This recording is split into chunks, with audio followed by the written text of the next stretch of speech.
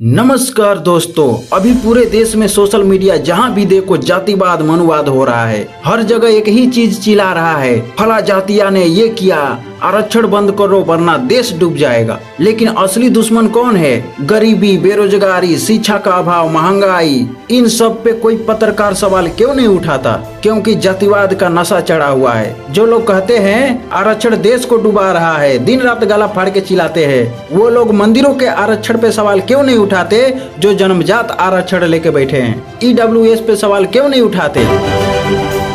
अभी हाल ही में बिहार के दरभंगा जिले में क्या हुआ? हीरानगर गांव के एक पासवान परिवार के दलित मजदूर ने अपना मेहनत का पैसा मांगा तो पूरे ब्राह्मणवादी मानसिकता के लोगों ने उसे और उसके परिवार को बुरी तरीके से मारा और जाति सूचक गालियां भी दिया और जय श्री राम का नारा भी लगाया।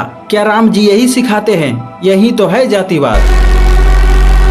फिलहाल 70+ लोगों पर FIR हुआ है, जिसमें से कुछ अज्ञात भी हैं। लेकिन जातिवादी मीडिया बता रहा है कि पूरे गांव पे FIR हो गया है। ये तो SC ST का दुरुपयोग है। मतलब किसी भी तरह उस कानून पर सवाल उठाना है जिससे दलितों का भला होने वाला हो। खुद को अपर कास्ट बताते हो, कोई अपना अधिकार मांगे तो मारते हो। काम ही क्यों कराया जब देने की औकात नहीं है? 2015 से बकाया था और बीच बीच में नोक झोंक भी हुआ था, पंचायत भी हुआ, फिर भी नहीं दिया।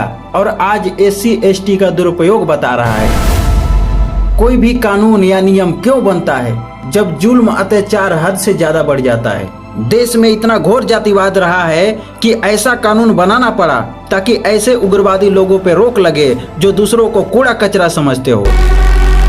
और ऐसे ही जहर को रोकने के लिए UGC यानी विश्वविद्यालय अनुदान आयोग ने 2026 में नया नियम बनाया जो कॉलेजों यूनिवर्सिटी में जाति आधारित भेदभाव होते हैं उस पे रोक लगाया जाए। UGC ने नियम क्यों बनाया? ऐसे ही टाइम पास के लिए बना दिया या जरूरी था? तो क्यों जरूरी था? क्योंकि रोहित वेमला, पायल ताड़वी जैसे दर्जनों छात्रों की मौत हो चुकी है और हजारों प्रताड़ित के केस सामने आए हैं सिर्फ जाति के नाम पर। जरा सोच के देखो, जहां पर लोग शिक्षित बनने और पढ़ लिख कर देश को सही दिशा देने के लिए जाते हैं और वहीं पे जातिवाद करने लगते हैं, तब ऐसे नियम बनाने पड़ते हैं। लेकिन क्या हुआ? उस नियम के लागू होते ही स्टे लग गया। क्यों? क्योंकि कुछ लोग चिल्लाने लगे ये जनरल कैटेगरी के खिलाफ है, मिसयूज होगा, देश बटेगा। मतलब जो लोग सदियों से सिस्टम में ऊपर बैठे हैं उन्हें सुरक्षा चाहिए, लेकिन जिन्हें नीच अछूत कहकर गाली दिया जाता है, भेदभाव किया जाता है, उन्हें सुरक्षा मत दो। क्योंकि उन्हें सुरक्षा मिल गया तो हमारा जातिवाद व्यवस्था खत्म हो जाएगा। दोस्तों, असली जातिवाद यही है।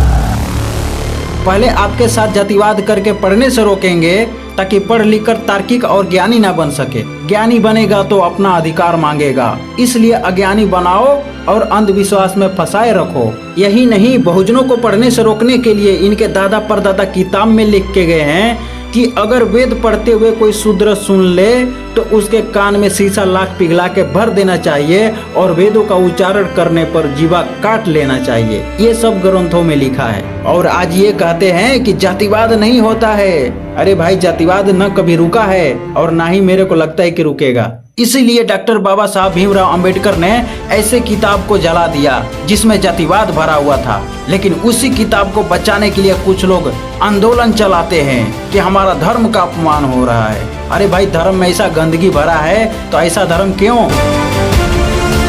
बाबा साहब कहते थे कि जो धर्म लोगों को नीच बनाता है वो लोग नीच नहीं होते, बल्कि वह धर्म ही नीच होता है। इसलिए उन्होंने कहा कि मैं हिंदू धर्म में पैदा हुआ, मेरे हाथ में नहीं था, लेकिन हिंदू मरूंगा नहीं, ये मेरे हाथ में है। मेरे भाइयों और बहनों, मैं अब हिंदू नहीं हूँ और अछूत भी नहीं हूँ। मैं एक मुक्त मानव, एक आजाद इंसान।